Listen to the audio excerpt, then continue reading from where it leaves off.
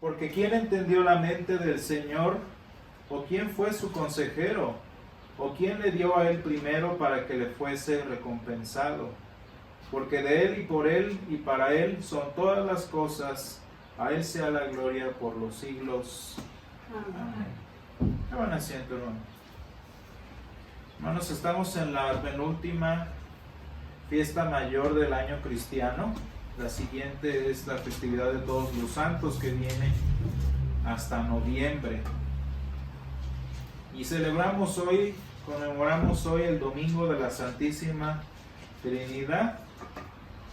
Y este domingo pues concluye todo el calendario de festividades, por así decirlo, que empezaron en Navidad, que en algunas tradiciones se le conoce como el tiempo extraordinario, y empezamos ahora el tiempo que le llaman algunos ordinario también. Y vemos cómo a partir del Domingo de la Santísima Trinidad todo es ahora de lo que, cómo es nuestra relación con el Señor después de lo que Él ha hecho con nosotros. La primera mitad del año cristiano se trata de ver lo que el Señor hizo por nosotros, y a partir de este domingo meditamos en lo que el Señor, en la relación que nosotros tenemos con el Señor gracias a lo que Él ha hecho. Todos los días después de la clase, me acuerdo bien, a mis compañeros en el seminario nos gustaba a todos salirnos como para desahogarnos un ratito y esperar a que terminaran de servir el café. Y platicábamos todos ahí en el pasillo y hablábamos de temas irrelevantes, del clima, de deportes, etcétera, etcétera. Pero además de eso también pues hablábamos de temas relacionados ya sea con la clase, con clases futuras, etcétera, etcétera, o con su testimonio personal. Y recuerdo que entre tantas conversaciones en este comedor, una vez me encontré con un amigo que estaba preparando sus últimos detalles para la clase de predicación, y él estaba más o menos buscando una ilustración para terminar su sermón. Y entonces mientras lo buscaba y platicaba conmigo, me relató para él la parte personal de este sermón. Me dijo que una de las cosas más importantes en su vida fue aprender de el hecho de que el Señor sea nuestro principio, significa que el Señor también es nuestro presente, y por tanto el Señor también es nuestro futuro. El Señor es nuestro principio, nuestro presente y nuestro porvenir. Y cuando estaba leyendo el pasaje del Nuevo Testamento para este domingo, eso es lo que nos enseña San Pablo. Ese es el mensaje de la palabra en Romanos 11, 33 y 36. Romanos 11, 33 al 36. Y fíjense cómo empieza ese pasaje el apóstol San Pablo. Él empieza con un lenguaje, ¿cómo les diré?, desafiante. El apóstol San Pablo reta a la superficialidad del conocimiento y de la sabiduría humana, y de lo falibles, es decir, lo débiles que son los juicios y la simpleza de los caminos del hombre.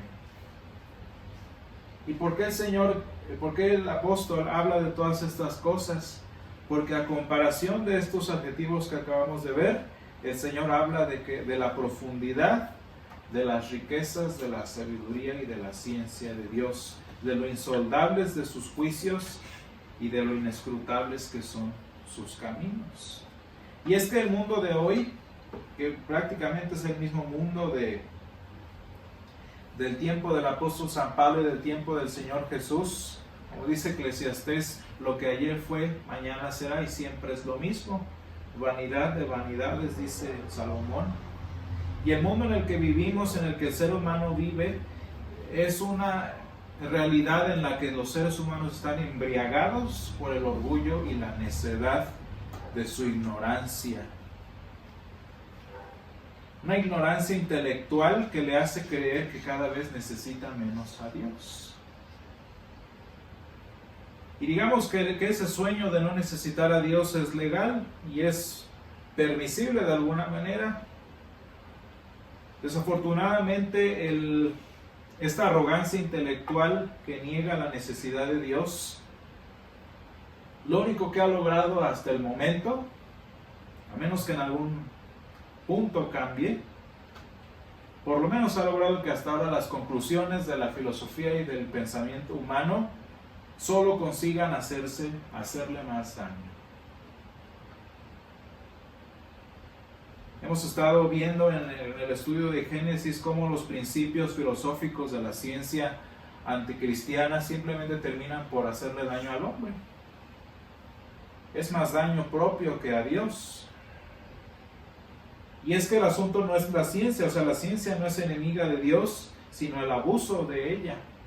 Y el abuso de la ciencia para fines anticristianos es precisamente lo que se vuelve un problema para la persona humana. Y algunos de estos muchos daños que ha hecho la ciencia humana, fíjense, es la ciencia, es el pensamiento humano, no la religión que todo mundo culpa. Fíjense lo que nos ha enseñado la ciencia abusada. Para el mundo, toda persona que nace, cada individuo que conocemos, es un afortunado accidente natural. En pocas palabras, puedes decirle a tu hijo, a tu adolescente, eres un accidente.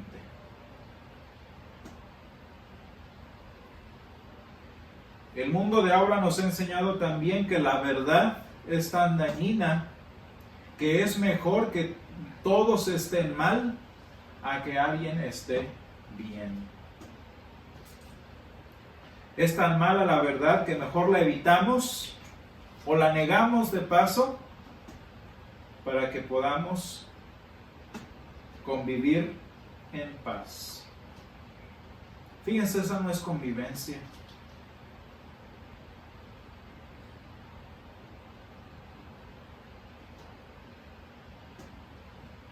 Y finalmente, pues lo que el mundo también nos ha enseñado es que la muerte, como veíamos recientemente, dado lo inevitable que es la muerte, esta es una salida fácil de nuestros problemas y también el final de la historia.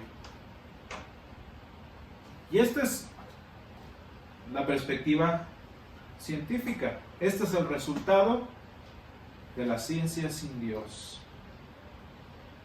Y hermanos, curiosamente, aunque esto sea ciencia, aunque estos sean los postulados científicos, aunque el hombre confíe y parta de estos principios fundamentales, etcétera, etcétera, al final lo que importa es lo que el Señor dice.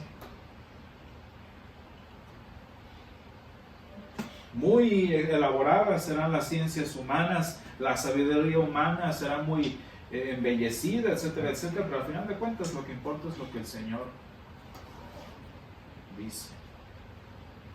Cuando el Señor Jesús le confrontaba a los judíos por su forma de pensar las cosas basada en la vida de Abraham y la herencia de Abraham y lo que Abraham había sido, el Señor Jesús les dijo una cosa bien sencillita, les dijo: antes que Abraham fuera, yo soy.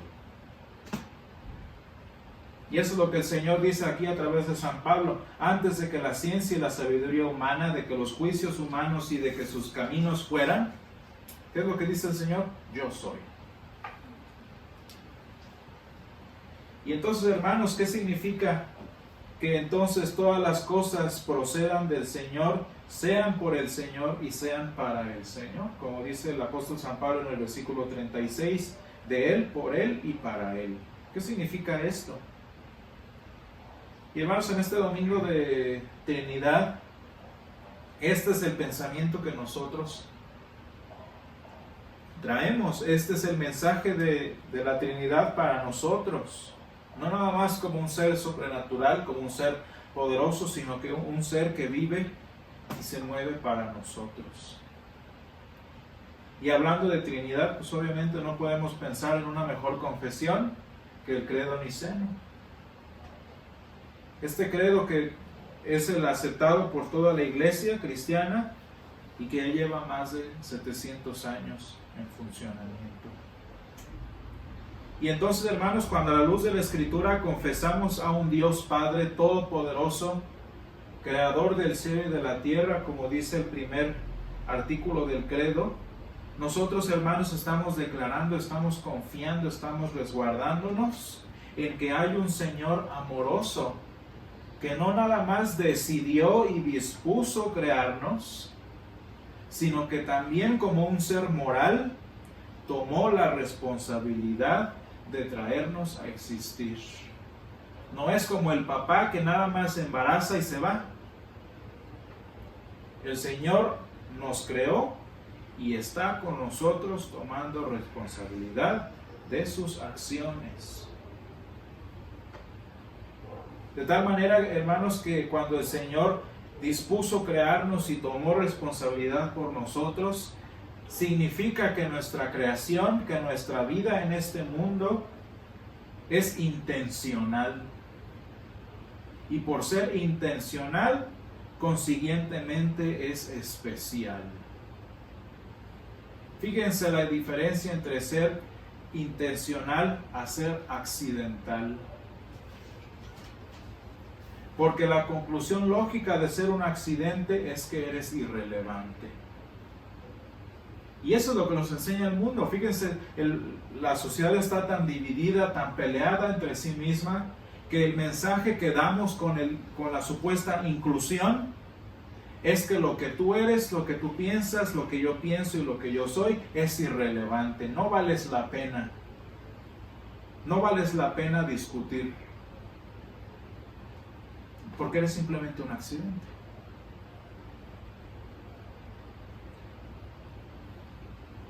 Y hermanos, confesar que nuestra realidad, todo lo que nos rodea, que nuestra vida, que nuestro caminar cristiano proceden de Dios, como dice San Pablo, nos permite saber que todo lo que seamos y hagamos tiene un valor y tiene un propósito. Como fue intencional y como es especial, todo lo que somos tiene un valor y un propósito. Y esto es lo que le falta a los jóvenes de esta generación. Les falta que recuerden que tienen un valor propio y que tienen un propósito. Cosa que no se logra si la ciencia te enseña que eres un accidente evolutivo.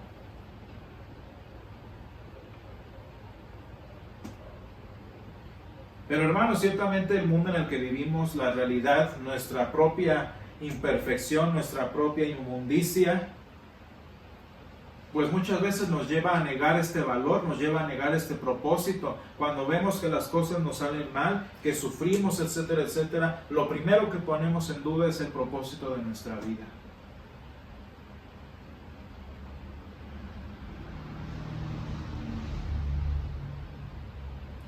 Y no nada más nos impiden ver lo especiales y lo valiosos que somos, sino que nos llevan a negarlo.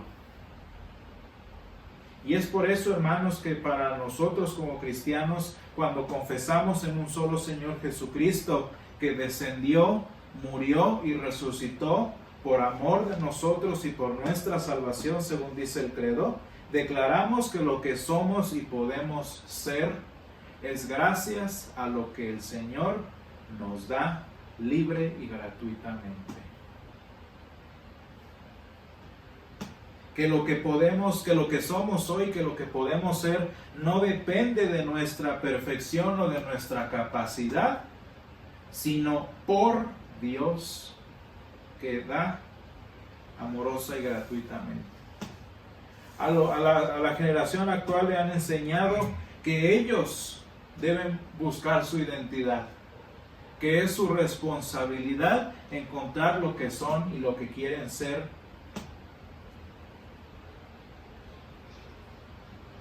Engañándolos con supuesto libertad de elección, con una supuesta libertad de decisión, lo único que les están haciendo es poner el propósito de sus existencias en sus propios hombros.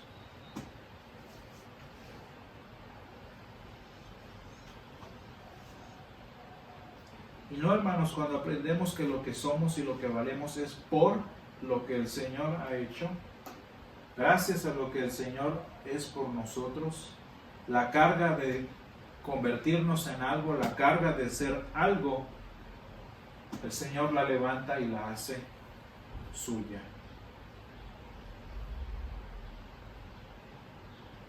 Y finalmente, hermanos, la Escritura nos enseña que esta misericordiosa creación y restauración que nos enseña el Padre y el Hijo es solo el principio de lo que nuestro Dios anhela para nosotros.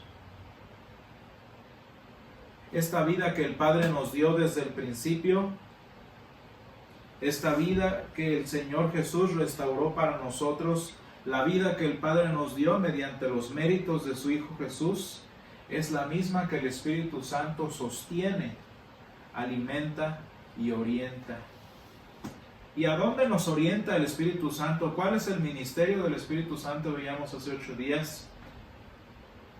Pues el que seamos lo que el Señor Jesús vino a conseguir por nosotros. Y el Espíritu Santo, mediante la palabra de Dios, lo que hace es orientarnos hacia ese destino que nosotros necesitamos y que tanto buscamos, que es la presencia de Dios.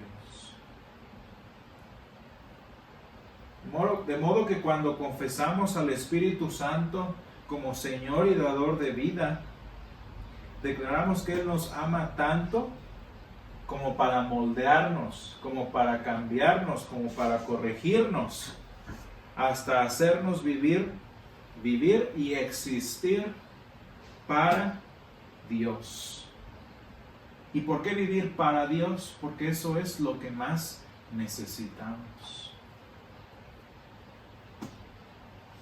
¿A dónde más vamos si no es hacia Dios? ¿Recuerdan? El Señor Jesús le preguntó a sus discípulos, ¿ustedes también se van? ¿Y qué dijeron los discípulos? Señor, ¿a quién iremos? La ciencia y la sociedad humana exitosamente se han encargado de ensuciar el nombre de la iglesia. Y sí, los errores de la iglesia, de la institución y lo que ustedes quieran, pero ¿qué opción te dan? No, Dios no existe, es una mentira, toda esa basura de propósito y que no sé qué, eso no es cierto. Ok, gracias, me abriste los ojos. ¿A dónde voy entonces? Y ahí es donde entra el problema. Y la palabra de Dios que nos enseña al Dios Trino, nos enseña a un Señor que nos ha amado desde el principio, dándonos un propósito, dándonos una intención, que nos ha rescatado de nuestra debilidad, de lo falaz de nuestra existencia, y nos dirige todos los días para llegar a Él. Y fíjense, hermanos, cómo parecen 3 puntos diferentes: un pasado, el presente y un futuro, como si fueran 3 cosas diferentes. Pero por eso, hermanos, en este domingo recordamos que la Santísima Trinidad es indisoluble unidad, porque el mismo Dios que nos creó con un propósito y diseño es el mismo que nos ha redimido y el mismo que nos dirige hacia Él. Si se fijan que este plan no es accidental, sino que es bien planeado, bien diseñado. ¿Y cuál es el propósito de la Trinidad actuando de esta manera? El credo lo recita, como decíamos hace un momento, por amor de nosotros y por nuestra salvación. Qué egoísta es Dios, ¿verdad? Que quiere todo para nosotros, que nos domina y nos aplasta para nuestro bien. Qué Dios tan enemigo nuestro. La ciencia mejor, que nos deja hacer lo que queramos, para dejarnos en ningún lado. Mi amigo me dijo en ese día que les platico que por esto es muy importante que las personas aprendan de dónde y por qué han venido. Por eso el estudio de Génesis no es un chistecito nada más.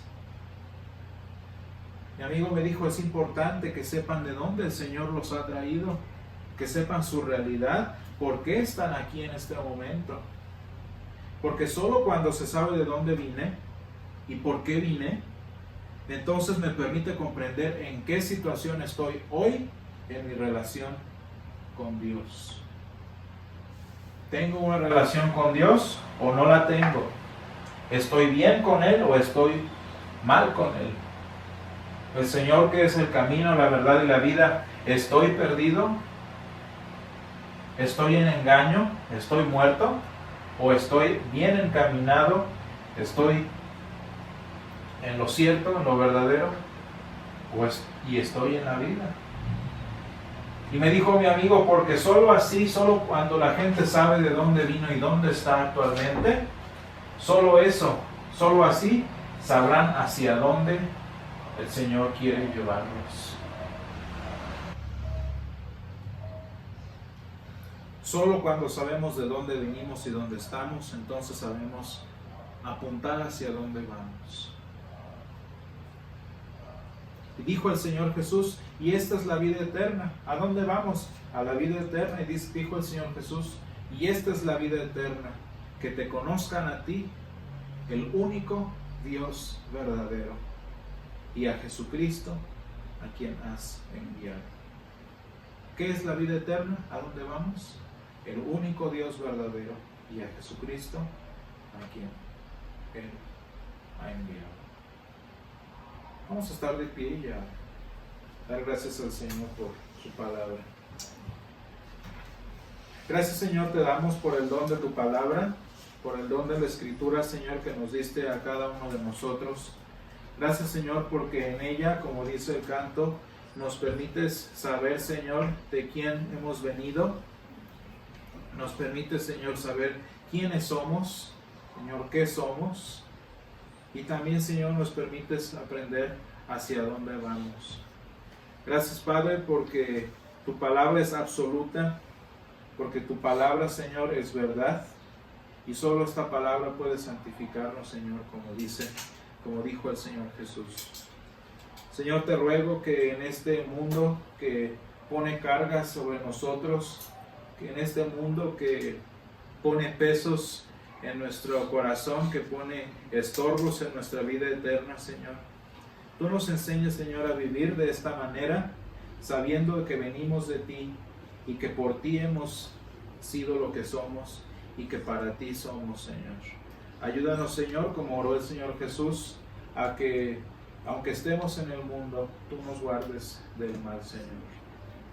Que aunque el mundo nos aborrezca, Señor, que aunque el mundo nos deseche, nosotros sepamos, Señor, de quién hemos venido y a quién le pertenecemos. Sé tú, Señor, con nosotros en este tiempo del año cristiano ordinario, Señor, en donde vamos a aprender más y más de nuestra relación contigo, Señor. Enséñanos, Padre, cada vez más a pertenecerte y a ser uno contigo como el Señor Jesús oró. Sé con cada uno de nosotros, Señor, y con nuestras familias, con nuestros amigos, te lo pedimos en el nombre de Jesús. Amén.